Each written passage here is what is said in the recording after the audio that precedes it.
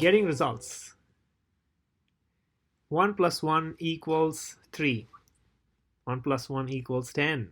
Yes, results that are much bigger than individual efforts are possible if we collaborate well within our team. Collaboration, if it's done well, leads to this feeling of one mind in the entire team where everyone knows what everyone else is thinking about, everyone knows where everyone else is in the thought process. And as a manager, there are many meetings that happen during your workday, and your role as a leader is to decide who needs to communicate with whom and at what frequency. So decisions need to be made, quick communication and quality decisions need to happen. So let's look at all various meeting points where you as a manager can influence collaboration. The biggest one is the one-on-one meeting that you have. This is a must-do meeting for you as a leader with all of your direct reports, ideally every week. One-on-one is not the time for you to do criticism. Criticism is best done 2 minutes impromptu, as we discussed in the previous videos. This is a time for you to listen. Your direct report sets the agenda for this meeting. You can ask also for a shared agenda from your direct report. And your mindset as a leader going into a one-on-one meeting is to listen and solve problems. You are there to solve problems and ideally help with the career conversation as to how the problems are being solved. You are giving them the framework as to how you're thinking about things. Your employee is getting better. That's the key and the most important meeting of your entire work time. You should not miss this meeting. Show up regularly, prepare for it. If there are follow-ups you have from the previous meetings from your direct employee, then follow up, ask great questions, and encourage new ideas. So one-on-one, the most important meeting for collaboration and effectiveness. There are signs that you can look out for to find out if the meetings are not going well. One-on-one meetings are not going well. If there are cancellations, last-minute cancellations, or no shows, no updates in the one-on-ones. Only good news come up. No criticism, no agenda. These are all signs that the one-on-one meetings is failing. The second most important meeting is your staff meeting. This is a meeting where you get everyone together. You have a clear agenda for the staff meeting. The goal is to do 3 things. Learn as to how things are going in terms of results by making sure you review as a team key metrics. Listen, put your updates and ask everyone to share the key updates for the week in a shared document. Clarify and persuade. Encourage question and answer sessions. Encourage and list out all the decisions and debates that need to happen in the next week. This is the time for you to get alignment. This is the time for the team to feel as one team. This is the time for the team to get together. This is the time for the team to get better as to how you are thinking about situations. So one key interesting thing I found is to have a shared doc of agenda, but also asking everyone in the meeting to contribute for 2 minutes of silent time as to what they want to share with the rest of the team. Very interesting. So having a clear agenda where the goal is to get people better, at the same time persuade and get the team to be a one team is an important aspect of a staff meeting. And it should feel like everyone's excited about the staff meeting, and it's because they actually get value. But if not, it's just one other meeting that no one wants to go to. This is an important time, think time meeting. This is a meeting that you have with yourself. Block off your calendar if you think there are a lot of meetings in your calendar and the only way you can get stuff done is through meetings. There's something totally wrong.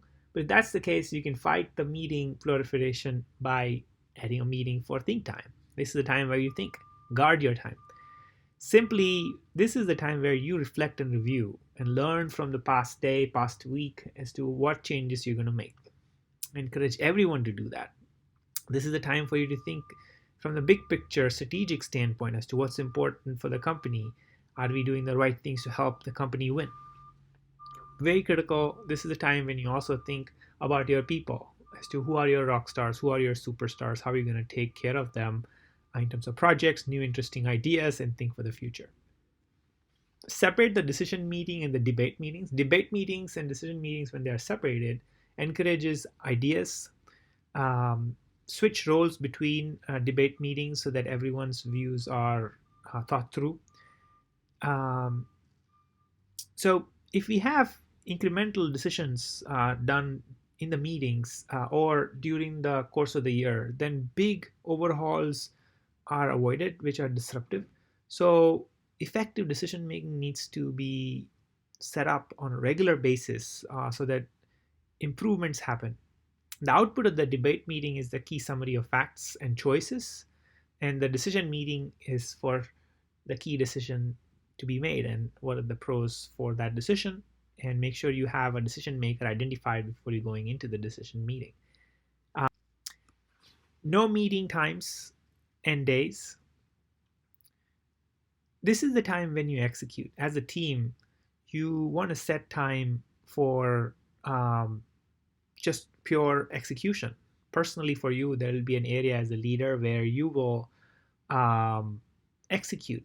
You will personally contribute. Similarly, majority of your team members' time goes into execution. So this is a time when there are no meetings. This is a time where you can encourage your team members to have no meetings at all. There are days that you can block off that works for teams to just have a meeting with themselves.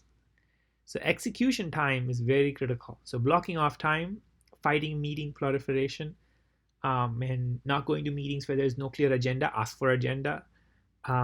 If possible, do standing meetings. This is a very radical idea. This makes people highly creative and makes them to decide things quickly. Schedule your full week ahead of time and then guard your time so that you can execute yourself and you can help your team execute.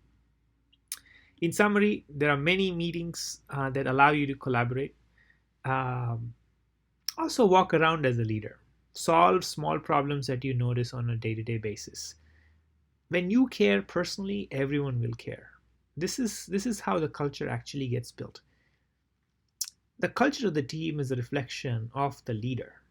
And so people in your team are actually watching you for everything that you do. They're picking up hints. Whatever small little thing you do, any impact that you make is amplified by the team. So at some point you will realize that if your culture of the team with new members joining is self-replicating in itself, then that feels magical. It feels that you've made something bigger, that everyone's aligned, things happen.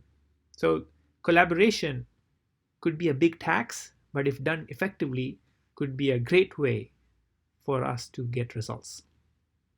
So how do we get started? This is the final video on this book review.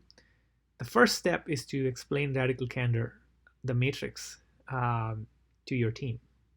Importance of every quadrant. How do we go from ruinous empathy to radical candor? Tell your personal stories. Practice being vulnerable. This is not easy, but only when you do that, that other person in your team will be vulnerable and you can connect deeply as a human being.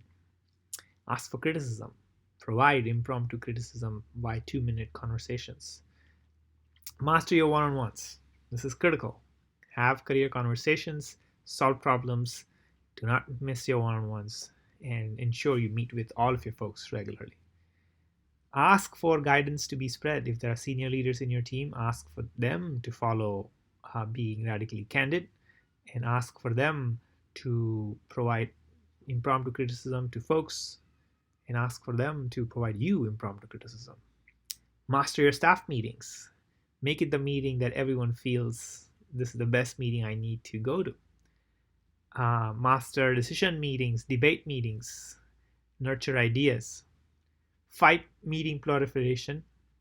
Plan your week, guard your time, add the think time. This is very critical. Assess how things are going, think strategically, and plan for the future. Walk around, do skip levels.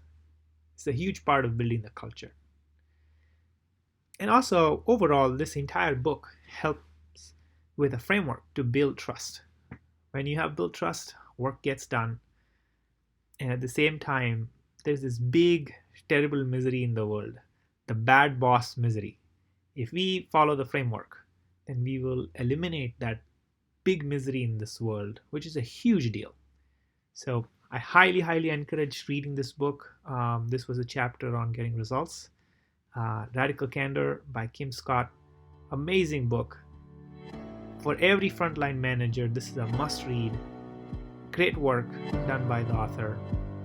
Thank you, Kim, for the wonderful book that you created. I look forward to your new work, and thanks again for everything.